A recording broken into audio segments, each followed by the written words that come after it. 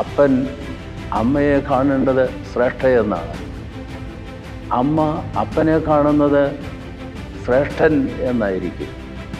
അങ്ങനെ അപ്പനും അമ്മയും പരസ്പരം ബഹുമാനിക്കുമ്പോൾ അവിടെ ഒരു ടീം, ഒരു കുടുംബമെന്ന ഒരു ടീം ദാമ്പത്യ ബന്ധത്തിലൂടെ, സുദൃഢമായൊരു ബന്ധത്തിലൂടെ ഉണ്ടാക്കിയെടുക്കുകയായി. തങ്ങളുടെ മെഡിക്കൽ നോളജും ആധുനിക സാങ്കേതിക വിദ്യയൊക്കെ ഉപയോഗിച്ച് ഫോറൻസിക് സയൻസ് എക്സ്പേർട്ടുകൾ പോലീസിന് ആരാണ് മരിച്ചതിനെപ്പറ്റി, എങ്ങനെയാണ് മരിച്ചതിനെപ്പറ്റി, എപ്പോഴാണ് മരിച്ചതിനെപ്പറ്റി തുടങ്ങിയ അസംഖ്യം ക്ലൂസ് നൽകാറുണ്ട്.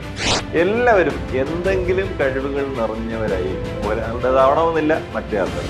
വ്യത്യസ്തമായ കഴിവുകളുള്ള ആൾക്കാർ പരസ്പരം സഹായിച്ച് ചേർന്ന് നിന്ന് പ്രവർത്തിക്കുമ്പോൾ പുതിയ ചരിത്രങ്ങളും വിജയങ്ങളും ഉണ്ടായിരിക്കും. അതുകൊണ്ടാണ് ടീമായി പ്രവർത്തിക്കുന്നതും അവർ വിജയം കൊയ്യുന്നത്.